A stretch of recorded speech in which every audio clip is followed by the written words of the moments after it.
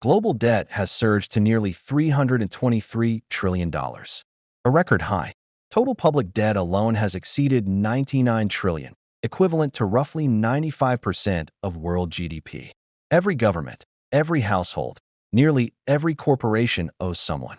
But here's the paradox. When everyone is in debt, who exactly is the creditor? Debt isn't random. It's an engineered system, designed centuries ago, refined by wars, and now too embedded to escape. You feel it every time rent goes up, groceries cost more, and your savings buy less. But do you know who's on the other side of the ledger? Every country is drowning in red ink. But to whom? Global debt stands at 235% of world GDP. The United States alone has crossed $38 trillion in national debt. China's public debt has climbed to 88% of GDP, up from 82% in just 1 year. Look around your own life. Bills stacking up on the kitchen table. Credit card statements. Mortgage payments. Student loans. Everyone's borrowing. Everyone's paying interest. But where does that interest go? You pay. They collect. But who exactly are they? This isn't where the money trail ends. To understand who holds the debt, you need to go back. Back to where this entire system was born. This system started with a war nobody wanted to pay for. England had just suffered a devastating naval defeat to France. The Royal Navy needed rebuilding. The treasury was empty. King William needed money fast, but raising taxes would spark rebellion. So a group of merchants proposed something radical. Create a bank that would lend the government money in exchange for interest payments guaranteed by future tax revenue. The Bank of England was born, not to manage monetary policy, not to stabilize currency, but to finance a war. Investors subscribed £1.2 million in just 12 days, receiving government bonds in return, pieces of paper promising future payment with interest. This created the first modern national debt. The innovation wasn't the borrowing. It was making that debt tradable. Investors could buy and sell these bonds.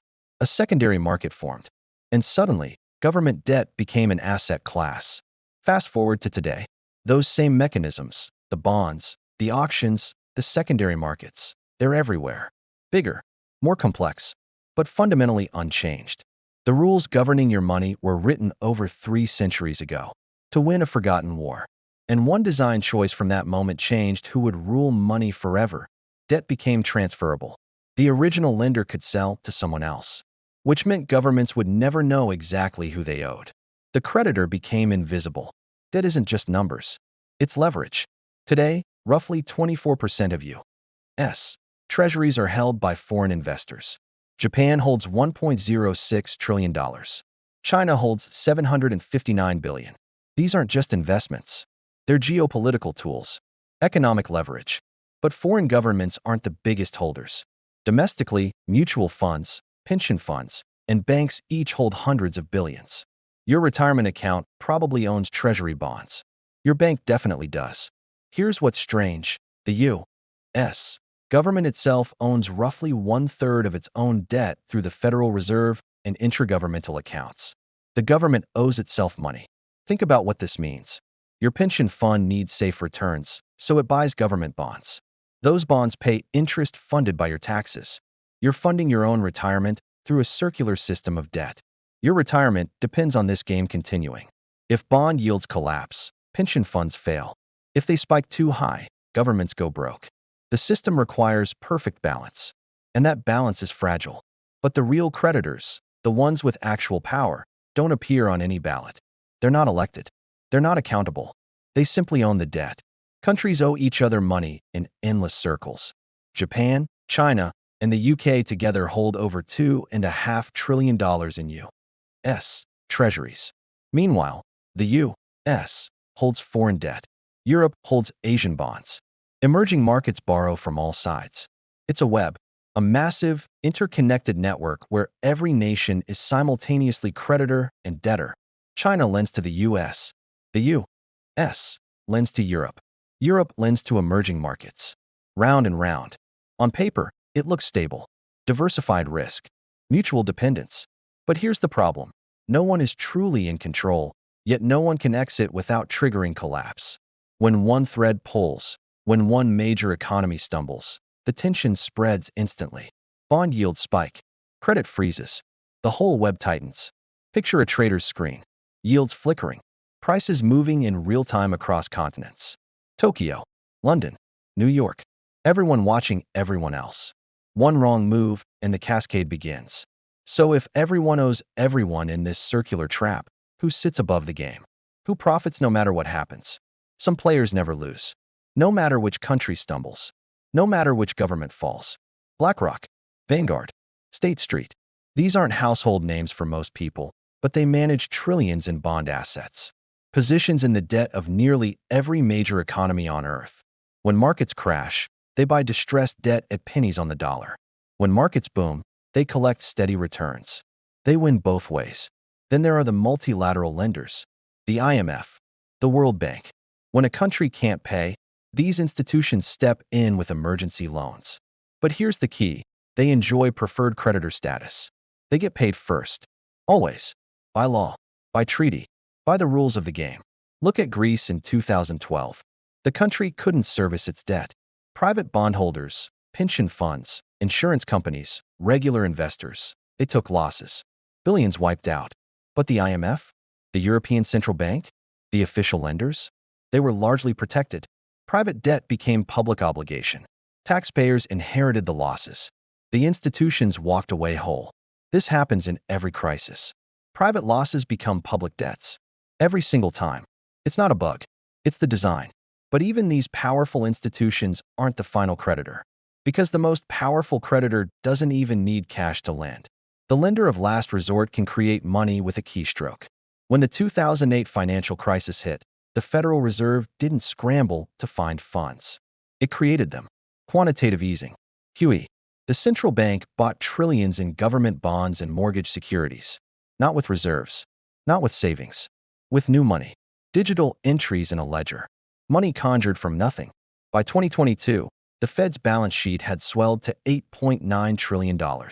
Today, it sits around $6.6 trillion, still roughly 22% of America's entire economic output. Think about that scale. One unelected institution holds assets equal to nearly a quarter of everything the country produces in a year. Created from nothing. Backed by nothing but confidence. And the effects linger. Even after the Fed started tightening, analysts estimate QE is still suppressing long-term interest rates by 2 to 4 percentage points. The drug is still in the system. The patient is still dependent. Here's the part nobody likes to admit. Your currency isn't backed by gold. It isn't backed by productive capacity. It's backed by belief.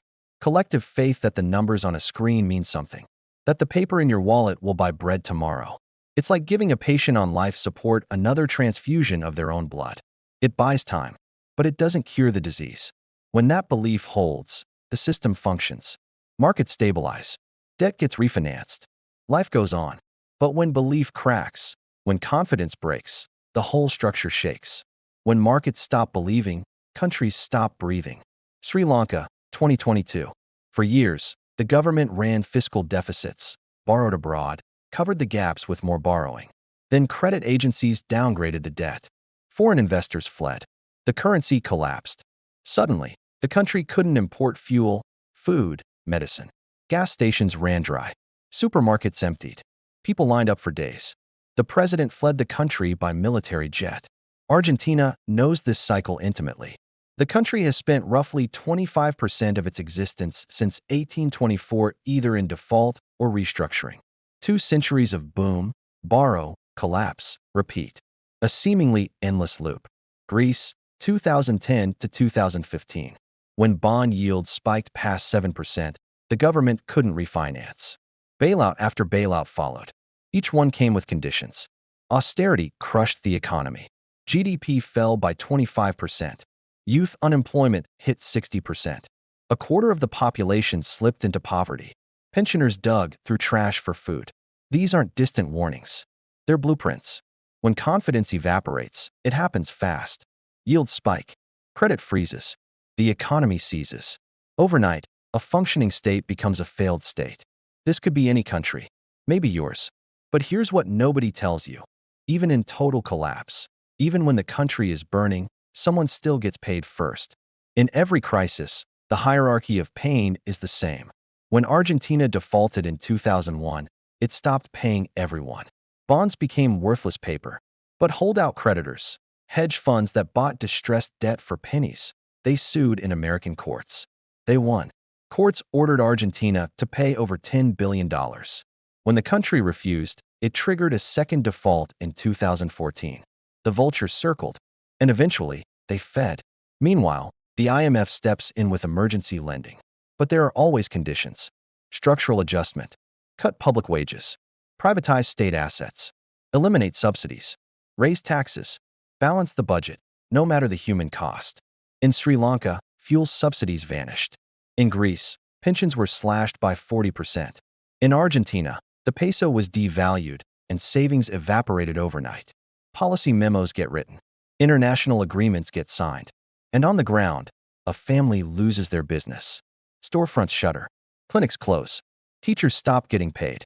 The hierarchy is always the same. International creditors negotiate protection. Multilateral lenders maintain preferred status. Bondholders take managed haircuts.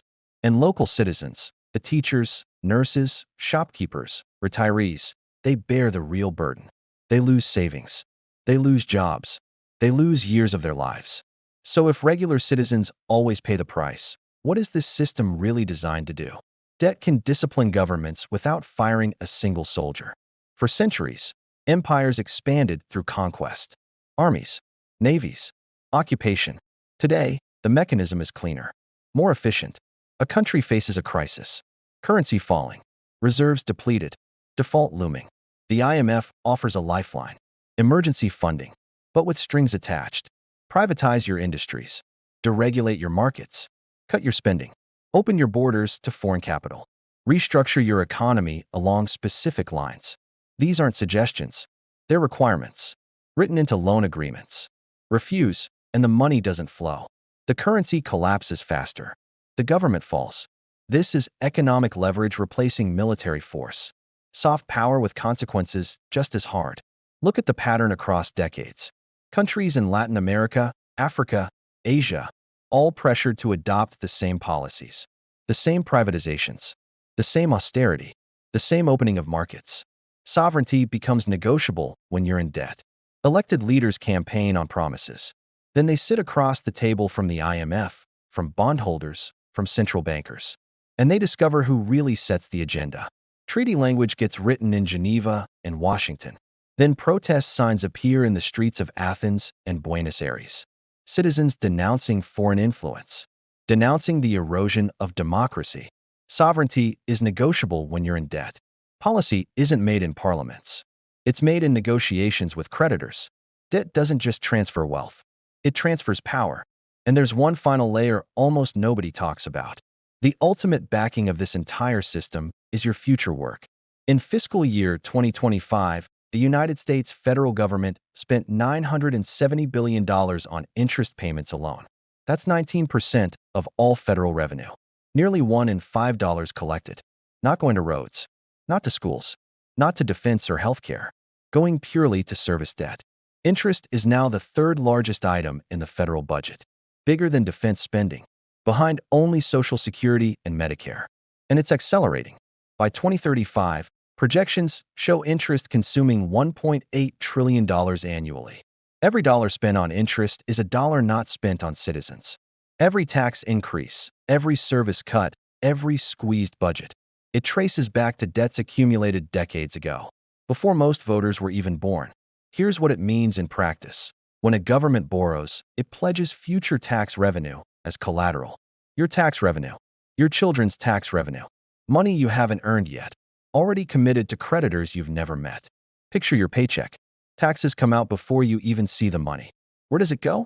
Some goes to services, but an increasing share goes straight to bondholders, to pension funds, to foreign governments, to institutions managing trillions.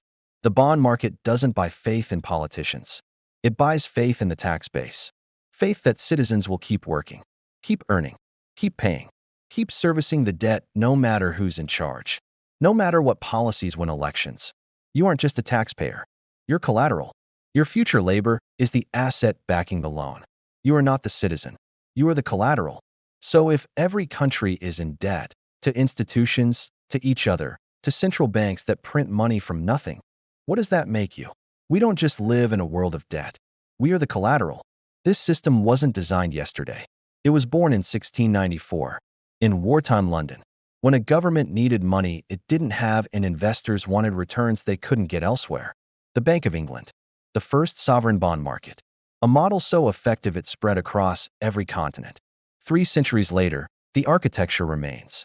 Governments borrow. Institutions lend. Central banks backstop when things break.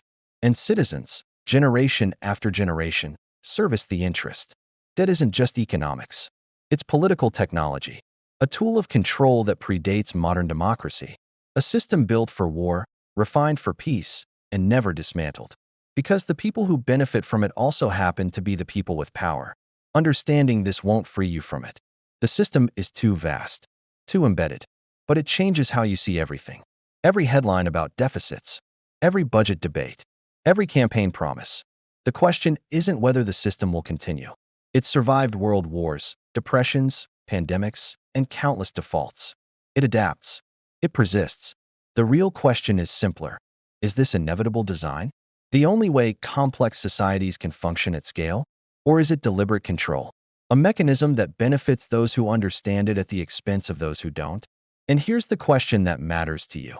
If your country faced collapse tomorrow, the banks freezing, the currency falling, the creditors circling, would you stay and pay? Or would you walk away? Think about it. Then drop your answer below. If you want to understand how money itself is created and who decides what it's worth, watch our next video on the mechanics of central banking.